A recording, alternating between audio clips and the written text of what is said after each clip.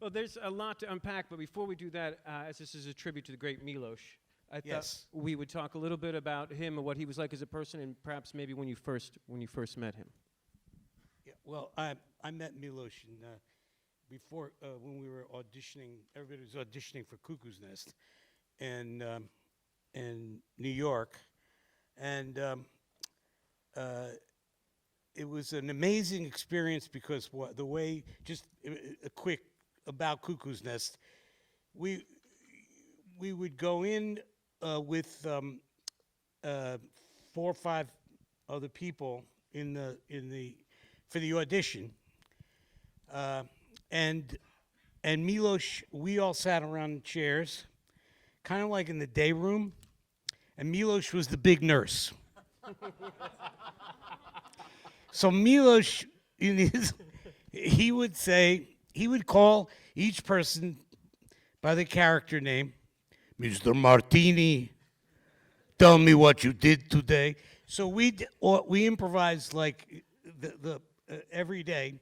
I went in for the audition, like say, so 2-3 days later you get a call back, and a few days after that, as it is when you're an actor, you get a call back if you're lucky. But what would happen every time I went back to the room, the 5 or 6 other or 7 other people that were there, they kept, like, people would repeat. So Vincent Schiavelli, who is in the movie, in our wonderful Man on the Moon movie, would be there. Then the next thing you know, you'd see him another time. And then Chris Lloyd would be there, and then he would be there again. Finally, after a month or whatever it was of casting, we had the entire Cuckoo's Nest, all the nuts were in the room. and by this time, you've had so many auditions. You knew Milos, his passion, his love for it, his commitment for it, and not only as an artist, as a filmmaker, but as a human being. That's the kind of feeling you got. And from then on, from 1972 or 3 or whatever it was when we auditioned for that movie, from then on until forever, Milos is always like a very strong, caring, loving human being. And what an amazing talent. I mean, this film, I hadn't seen it in a while, and I was just thrilled. And any minute now, the whole thing's going to just... The last film you'll ever see. Yeah, it was, yeah. Well, it's funny. This isn't how we met Milos, but when you're talking about being in the room and going over and being and improvising, I mean, I think some of our best memories with Milos on both projects was we would go up to his hotel room or wherever he was in New York. We'd go visit him, and he'd get out the script, and he would perform all the parts. He would read each scene and perform all the parts, and we would just sit there and watch Milos Forman doing the entire script, and we would laugh so hard. And it was great, and it would also be that scene works kind of good. Yes, that's good. No, maybe we'll. And so we even say this thing now when we're writing a script. Let's Milos the scene, because Milos would be like, why don't we put the end at the beginning and then mix it all together? And those days were fantastic. Yeah, one of my favorite memories, I love to do Milos impressions, but I can't do Milos doing Larry Flint. Because it's Milos, a guy from Czechoslovakia, trying to do a southern cracker accent. When it sort of came out like this, and he performed the scene this way, and then he'd say, I don't know if that scene is working. I was like, well, let's not have a Czech perform it. Yeah. But how we met was when we turned in the script for Larry Flint, the studio was thinking it was a comedy. So their list of directors were all like... Boy, did we pull them. Yeah, all broad comedy directors, and most of those people were turning it down. They were turning it down, and once you get a couple turn downs in this town, the studio starts wondering, whether there's some mistake. This can't be good if the shitty comedy directors are turning it down. And so they asked us who we thought should direct it, and we said, how about Milos Forman? And they were like, they weren't even sure he'd made movies anymore, because he hadn't made a movie since Valmont. And so Yeah, it's been 7 years. yeah, and so and we said, I said why, and we're like, well, Milos is the master at combining tones, which is something Scott and I really try to do, which is the movies are both funny and tragic and serious, and sometimes all within the same 30 seconds of screen time. And so they got that, and so they sent it off to Milos, thinking it was just going to be forever for him to respond, and he responded very quickly to that, and all of a sudden we were on a plane to New York, and that's how we met him.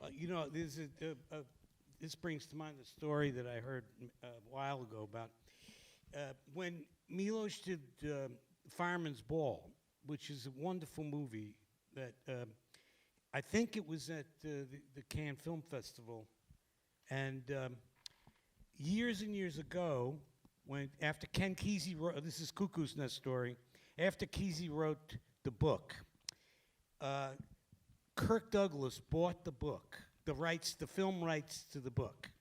This is like, I don't know what year it was, in the 60s, early 60s or whatever. When I don't remember when Fireman's Ball was. It's like 68, I think. 68, okay. So Kirk Douglas bought the book, Kesey's book, for the movie rights. He also commissioned, before that, he commissioned a play from the book. But he sent Cuckoo's Nest to Milos in 1968. Okay, it was like really this. I was blown away by this story, because this is like the idea that all he's seen was Kirk was Fireman's Ball, or maybe he saw Black Peter and Loves a Blonde, but I'm not sure. But the idea was the mixing of the tones. Milos could handle, like, whether it's a comedic, a turn or whatever he's going for, plus serious dramatic work, serious heartfelt dramatic work. The story blew me away, because when I first auditioned for Cuckoo's Nest, I auditioned for Hal Ashby.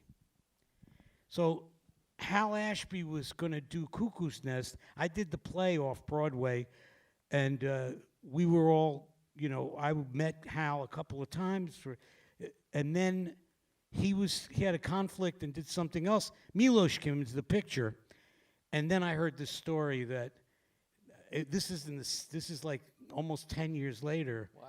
That he came back into I think it was Kirk possibly who suggested Milos for Cuckoo's Nest. I didn't know that. Yeah, from So Michael. it's like a very kind of odd turn of thing. Actually, I have a question for you, Danny. Maybe I knew this way back when, but how did all the members of Cuckoo's Nest become a part of Taxi? All the crazy people in Cuckoo's Nest. I was watching the movie. I was like, that guy's in Cuckoo's Nest. That guy's in Cuckoo's Nest. How did that happen? Well, it's like it's the way it is in our business. You recommend people for various things or whatever, and you don't know if it's going to stick or what. If we say, Vincent Schiavelli should be, there's a great part or whatever.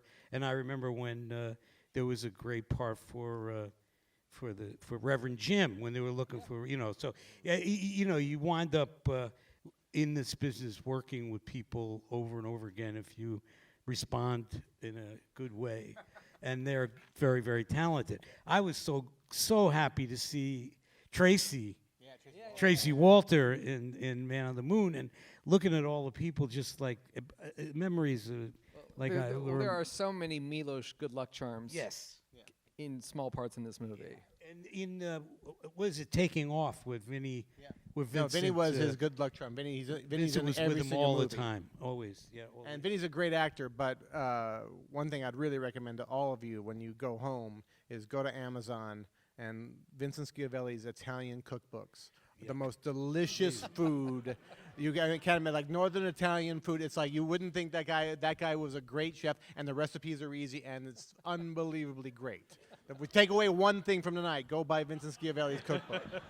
The film's a rubric of casting. If someone's playing Bob Zamuda's playing someone else.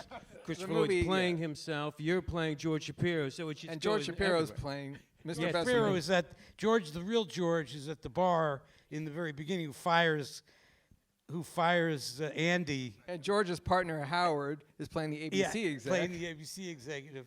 It was like such a incestuous kind of really cool. I remember one time Scott said to Milos, I love all that kind of casting. The only time I'm confused is at Saturday Night Live when you have the actors playing Andy's parents are sitting in front of Andy's real parents. And his dad is behind them. And his dad's behind right. him. And so when you cut to it, I don't know who I'm supposed to be looking at, and the real dad is laughing, and the actor dad is scowling. So with this film, bring it in, trying to make a film about Andy Kaufman seems almost an impossible task because he's such a larger-than-life, like a magician almost. Well, these guys nailed it big time. You guys did a great job. It was like really, like, such a joy because I was incredibly close to Andy all during Taxi. I loved him, and we had really great times together in a kind of an odd way because, Andy was Andy-esque.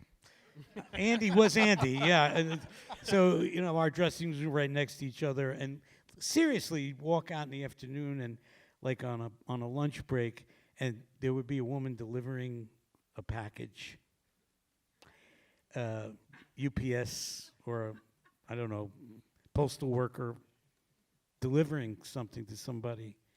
And if she was big enough, Andy would tell her that she was definitely taking a job away from a man and that you should be in the kitchen. And I would you'd come out into the hallway, and he would be berating some woman, and she would be throwing down with him. And the next thing you know, they're on the ground wrestling. And I swear to God, this is just like, out of the blue. Now, could he have done that to just break our balls, you know what I mean? Yeah, maybe. I've thought of it. I mean, I've seen him do it. And it's the kind of thing where you run out to see if there's a truck outside, because is she really, a postal worker or whatever? Well, I mean, we spent about 6 months researching this project before we could write it because it was impossible to figure out. And, through Danny and through George, we had access to everybody who has a speaking part in this movie we probably met. And all the Taxi people had to tell us about the day Tony Clifton got fired. And we heard Mary Lou Hanner told us the story, Carol Kane told us the story, you told everybody. And for everybody, it's the greatest day of their career. It was amazing. Like the great thing was, I'll give you this.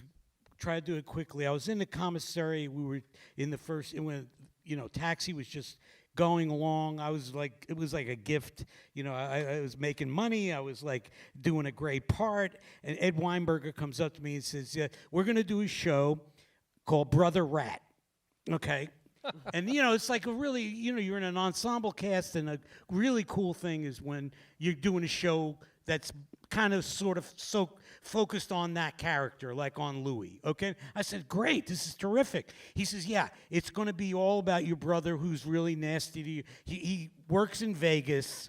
He's a comic, and he works in Vegas, and he never comes to New York to see your mother, and it's like really you're estranged in this way, and he's really an asshole. And I said, this sounds like a really fun part, right? A really good show, right? And he says that, okay, now there's one other thing I got to tell you. Tony Clifton is playing your brother. I said, who? What? Fine. Where was he? What? I didn't know. You don't know all the actors around. Maybe they found the guy who's like perfect for my brother. He said, no. Here's the thing, Dan. Tony Clifton is playing your brother. Andy Kaufman is playing Tony Clifton, playing your brother. But we're not.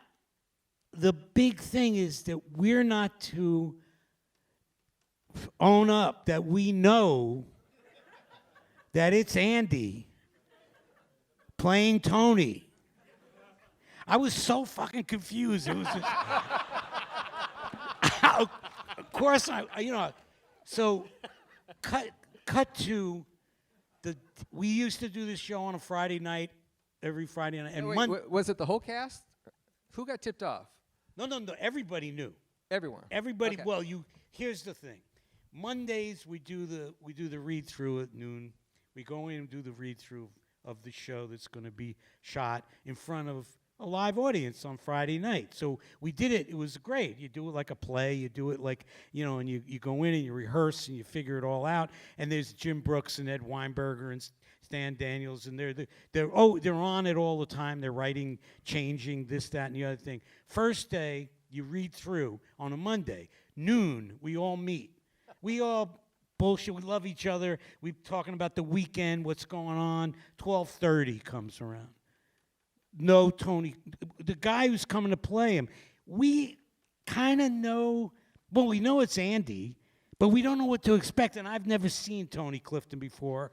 And the door opens 1:45, and we're happy with each other. We're bullshitting, talking about stuff. We're eating.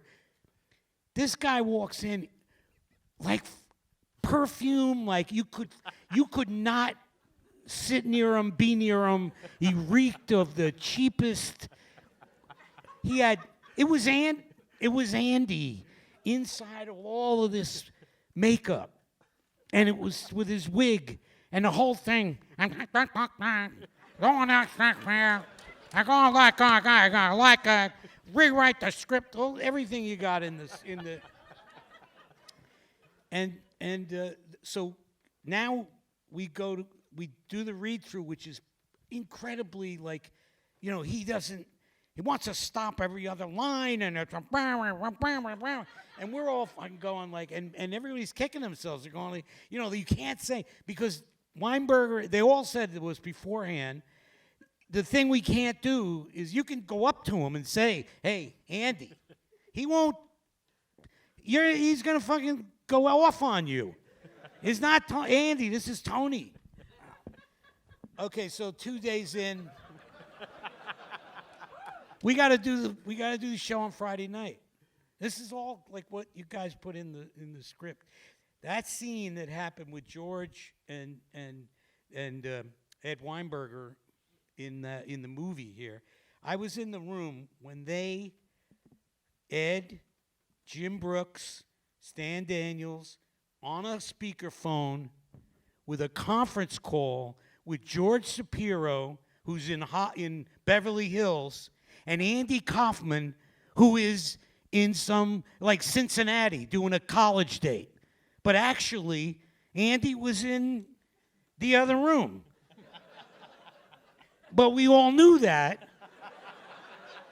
But they were actually saying. And that moment is it's Andy's consummate triumph. Yes. He has pulled everyone into his universe. Everybody's in his universe, and so we had to fire him. And this is the moment that was on film there where they had to fire him, but they told him they're firing him. He would not let them say that he was a bad actor, because that would hurt Tony's future in the business.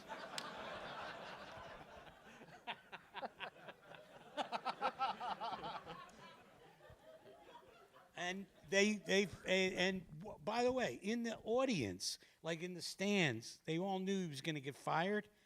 All the people from Paramount were there, like the heads of the studio, Jeff Katzenberg, Barry Diller. People came from all over. They came and sat in the audience to watch Ed Weinberger with his sleeves rolled up firing Tony Clifton. And he wouldn't leave. They had to cart him out of there. He wouldn't leave. But everyone who came in just really declared it like one of the greatest experiences in their lives, and they have these vivid memories like this. And what's funny is watching the documentary Jim and Andy. It really made me appreciate that the whole experience that Jim did for this movie was a recreation of that week on Taxi and the Strange Enough, where just you couldn't actually confront reality, and every day was a complete adventure. And while it was a pain in the ass and crazy at times, there was something so wonderful and exhilarating about it too. And so it was absolutely like a week later, Andy came back from the college date. Tony Danza actually shot Super 8 footage. The legendary Super 8 footage that we were never Okay. able to find. We hunted He for it. shot footage of Tony Clifton being fired by Ed and being dragged out of there. And a week later, we sat in Tony's dressing room with Andy. He's eating rice or something, whatever he's eating. We're showing him the footage of him getting fired, and he's going, oh, oh no, oh. And we're all standing there watching him going, yeah. So, has everyone seen Jim and Andy on Netflix? Anyone? So, with Jim Carrey portraying Andy, portraying Tony, you had to relive those days again. And did you see any of that coming beforehand? And what was the initial reaction as you saw it unfold? I just think that Andy's art, permeated everybody he was with. We went with it. Everybody. Look, I believed that Jerry Lawler broke his neck. When I saw it on television, I thought that. Absolutely. For sure. I thought, what the fuck? Yep. He's broken his neck. But seriously, everybody went with, we all went into that.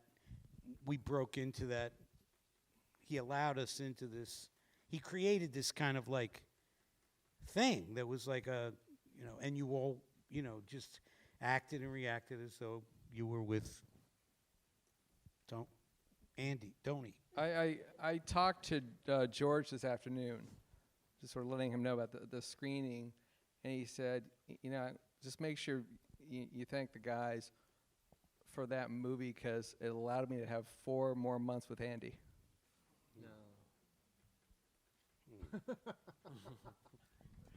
So, what was it like during the shooting of this? How was Milos handling Jim? Well, I do. I have to make my day. I will say that I love the documentary, but what the documentary kind of doesn't show is almost what Danny was saying. Everybody was in on it. Yeah. And while it was a Except for Jerry. except for Jerry Lawler, correct? Jerry Lawler's life was turned crazy. He was made buy that miserable ticket.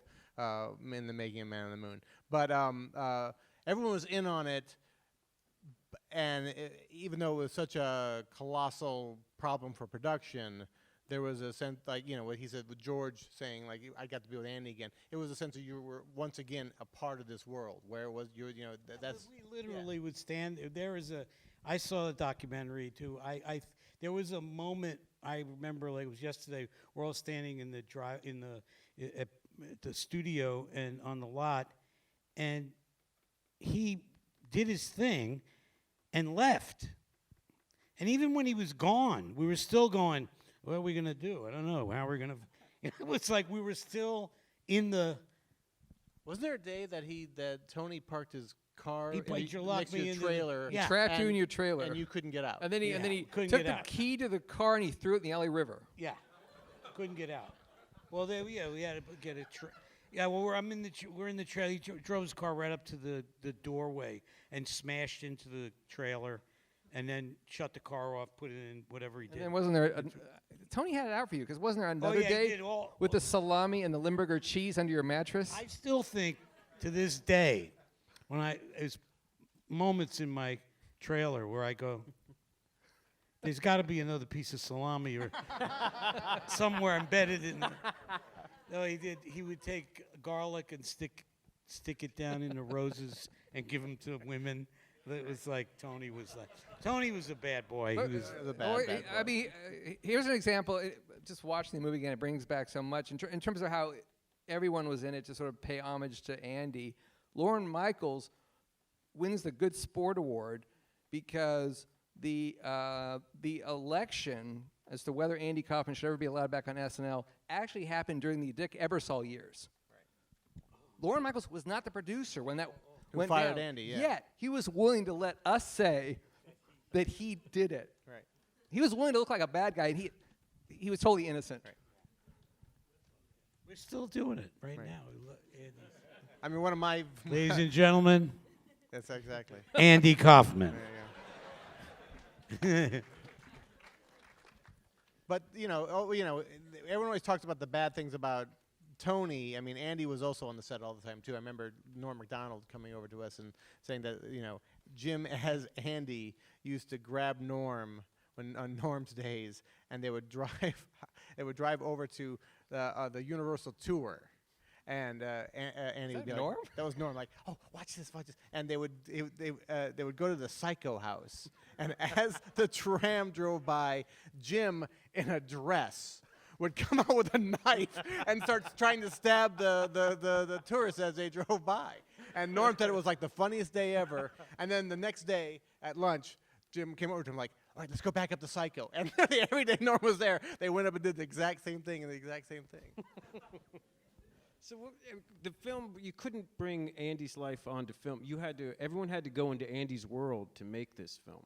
And what was the key when writing this that allowed you to let the script unfold? What did you guys find that you're like, oh, here's the key? I mean, the story we beat into the ground is that, I don't know if you know this, after 6 months, we gave up. Because everybody was telling us different stories, and we're meeting with all these ex-girlfriends of Andy's, and one would tell us that he was kosher. And then the next girlfriend would tell us they would go out to Denny's for bacon and eggs every morning. And we're like, wow. It's like everybody knew a different version of Andy. And it made us crazy. And we called up our agent, and because Danny is the genius producer of all time, we set up the project without a meeting. We never went into Universal and pitched anything. So we got the job without knowing what we were going to write, and which is kind of good but kind of dangerous. And after 6 months, we called up our agent. We said, we're sending back the money. We cannot figure out what the fuck this movie is. And he says, you guys are pussies. And he says, I won't talk to you about this. And he hung up the phone. So we're like, oh, shit. So we call up Lynn. I mean, we became very close to Lynn and to Bob. Yeah, Lynn Margulies, Andy's the person that Courtney plays in the movie. And we call up Lynn, and we go, we're despondent. We can't figure this out. We can't figure out who is the real Andy. And she goes, guys, there is no real Andy. And we go, oh, that's the movie. Yeah. So we came up with this whole thesis, which was Citizen Kane backwards, which is Citizen Kane is about Joseph Cotton running around trying to figure out what's the secret to Kane, and working his way back, and he finally finds out it was the sled. And our thing was, you spend the whole movie peeling the layers off the onion, trying to get to the center of it, and it's hollow. There's nothing in the center.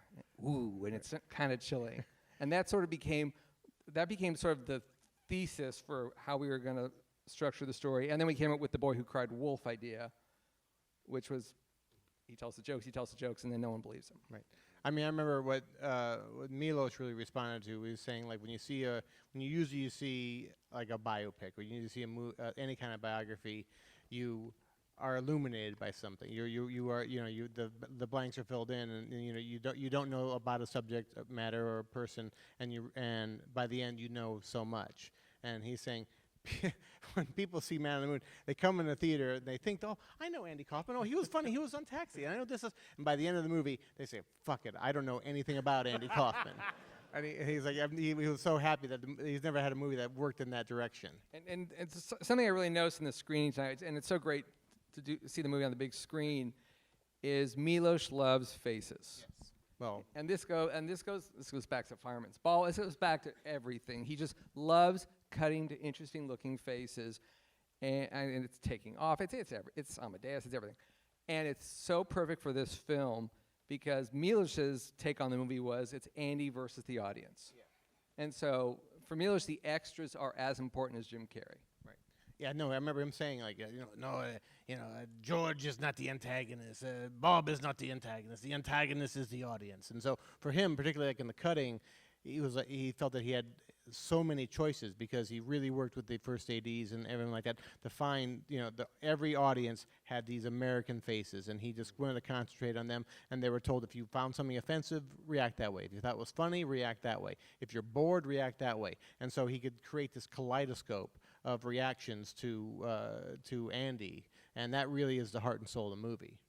Yeah. Actually, I think Danny's the heart of the movie. Oh my God, yeah. Well, no, but yes, he is. But he's introduced as a member of the audience, which I really noticed this time more than ever before, because I was remembering what Milos said, and you don't, your first scene is just you're just a guy in the audience, and so you're one of those faces, and when you all of a sudden it clicks in and you kind of get Andy Kaufman, it's at the same time the Strauss 2001 music is playing. So they're weirdly enough it's part of the Elvis act, but it's really your head, it's George Shapiro's brain saying, "Fuck, what is this? This is the monolith." Almost everyone's introduced as part of the audience. Bob Zamuda, Lynn was originally part of the audience, and then they're brought into the film. Interesting. All right, we're going to go out to the rainforest here if anyone has any questions. Right there. Actually, I'm sorry. Just, something, it's just like just stuff comes back to you. Something I sort of noticed tonight, seeing the movie, which I totally forgot that we did, which was that this movie's jerking you guys around for 2 hours. And that was our joy, particularly the three of us. Three of us loved just screwing with the audience, as Andy would have taken joy in it. But when the old lady falls at Carnegie Hall, and somebody goes, "Is there a doctor in the house?" And the doctor stands up, and he's in the shadows, and then you see it's Michael, the brother. Yeah. And that was our treat to our gift to the audience, saying, "Now you're part of it. Now you're in on it for the first time." There was one little thing. The way the woman, Gould, Mrs. Gould, right? I went to the American Academy of Dramatic Arts in New York, and in 1964, I think, and I had her as a teacher. Oh wow! Oh my God. It's a fucking weird life, right? Yeah.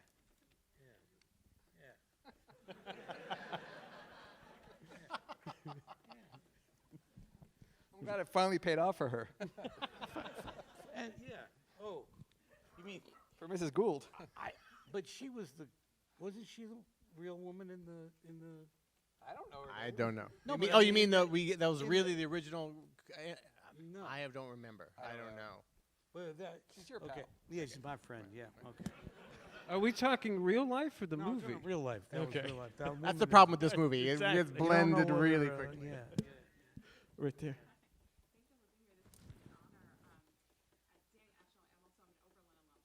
Oh yeah, Oberlin. Oh yeah, Jake. Yeah. Okay. My son went to Oberlin. Jake. I wanted to ask you a Milos question. You worked with him, obviously, in Cuckoo's Nest, and then at a whole other chapter of his career. Was there anything notable in his evolution as a director, and was there anything you took away in your own directing work? He's talking about the evolution from going from Cuckoo's Nest to this, of Milos Forman, how he worked, and anything he took as a director from Milos. Goes without saying that most really inventive and inspiring. The big thing with him, well, like I told the story about the casting, he was very, very, very particular about that. I mean, he really like he did love faces. He loved actors. One thing that he would say all the time was if he didn't like something was going on, he would just look at you and he would go, "That is not natural." I mean, he must have said that right in this.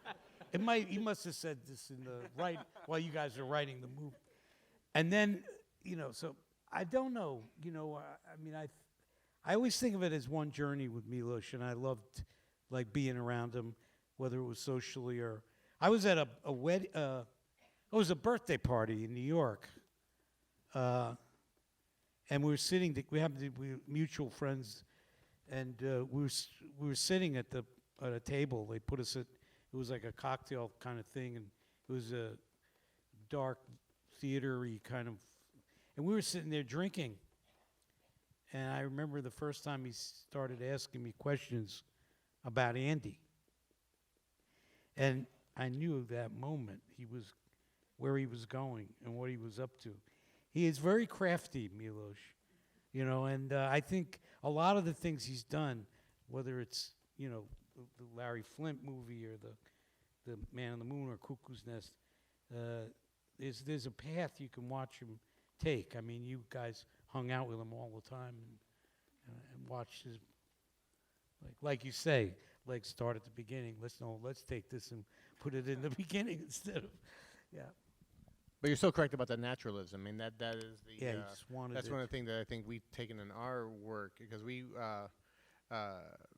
and like we're not afraid of jokes, and we've noticed that when you take our material and play it as a comedy, it kind of plays maybe sometimes broadly, but if you play the scenes completely naturalistically, it just feels like real life. And that's Milos was that is something big like time whenever we are into about to go in production, we usually talk to the director and it's kind of give them that advice.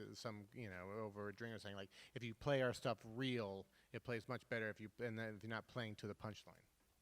And it's his characters that he would do, Amadeus, or they were greater than life, huge characters, really made human. Andy Kaufman and Amadeus. Okay, we got more questions here, right there.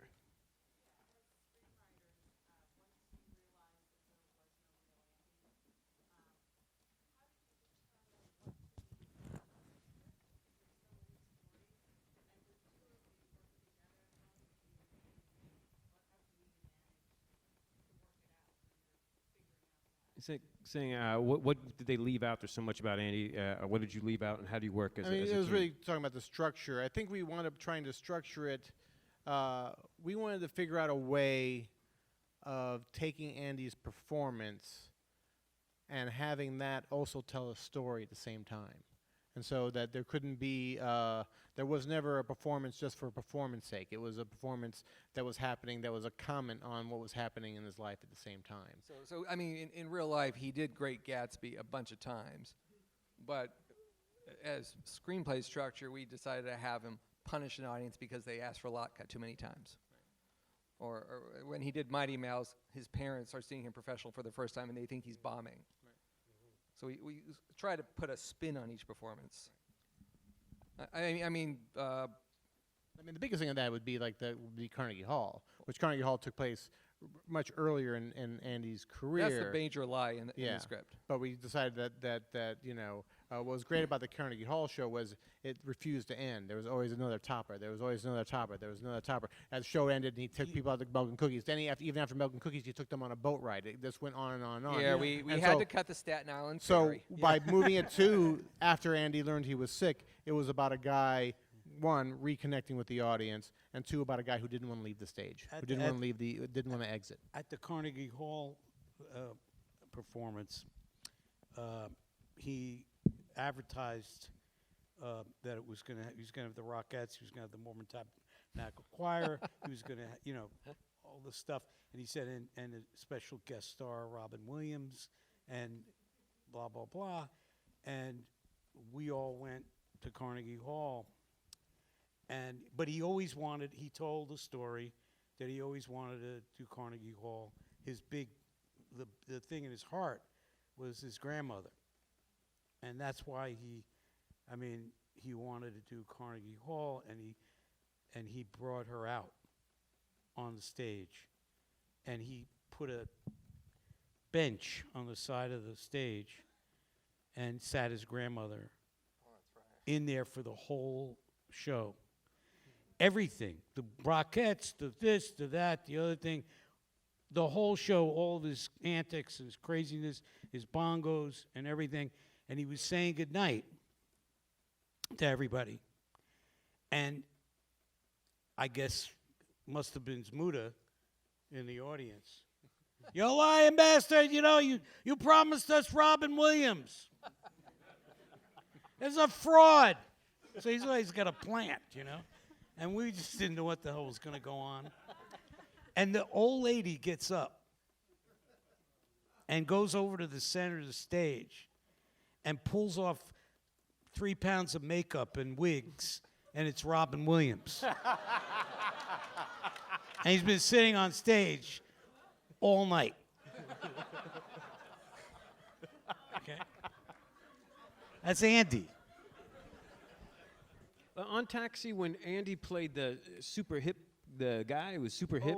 Vic. Vic. Oh yeah, Vic. Was he in character all day as that, or was? You'd have to ask Carol Kane that. I don't- Yeah. Okay. I think that was, yeah. Right over there.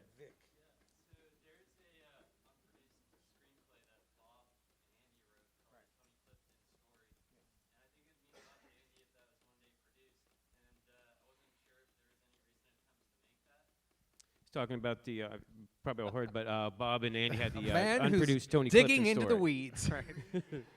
Yeah, I've read Tony Clifton a long time ago. I don't think there's any future plans to make the Tony Clifton story, but you know there is Netflix now, and there are a bunch of places like that, so you never say never. You can rent heartbeeps. Yes, but yeah, I mean, there are several unproduced Andy. I can't even remember what happens in that script. Do you remember?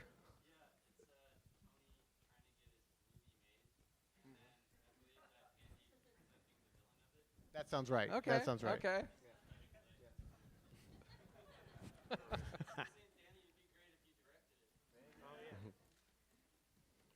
Time for two more. Well, I need a We've good done our time I'd with have Tony to Clifton. have a rewrite. I already know that. These guys could rewrite it. Right there.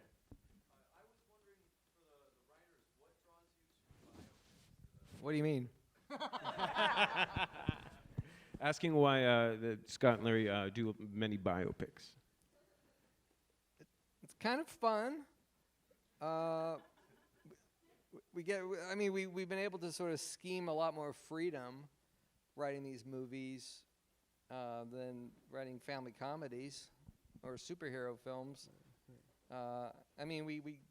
We obviously gravitate, like Milos, we gravitate towards iconoclasts and outsiders, and then we enjoy celebrating them, and we really enjoy the research. We warn anybody who hires us it'll be a year before you get a first draft if you're lucky, because we like living in the world of that person and meeting all their friends and family and reading everything we can. And I don't know, what do you think?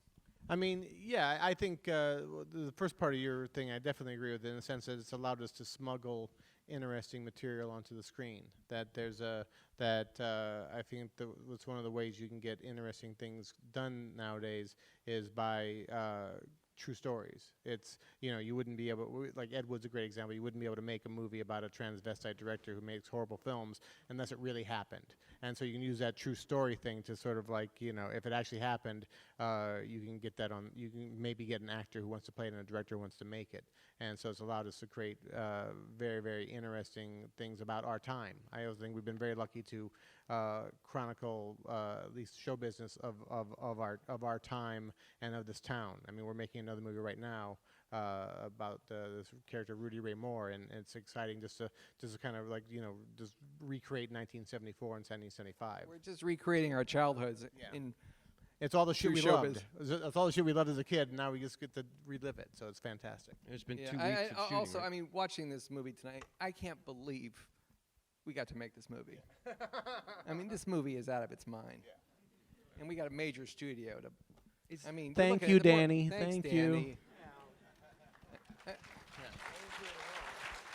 I I didn't when do it we alone. play Carnegie Hall, Yeah. it's not the Fox Searchlight version. It's Santa flying through the air in the Santa Rockettes. flying through the air, yeah. Well, when we made the movie Jersey Films, Danny, Michael Schamberg, and Michael Stacy Scher. Is Michael Schamberg here? Schamberg is in Michael the here? back. I don't know if he's still here. He was here for a little earlier. One of the Oh, producers is here. he might have split. Okay, but Stacy Scher and Michael Schamberg and I did a bunch of movies, and we're really. This is a joy to watch this movie and be here with all you guys. So. But I will say this about Danny, and in a gigantic way, was because of Danny's really close friendship with Milos, really close friendship with the real Andy Kaufman, and Danny's power in the industry, particularly at that moment. Jersey Films had made Pulp Fiction and everything like this. And Danny really used his chit in this town to really pull out all the favors and really made this movie happen, and really appreciate that.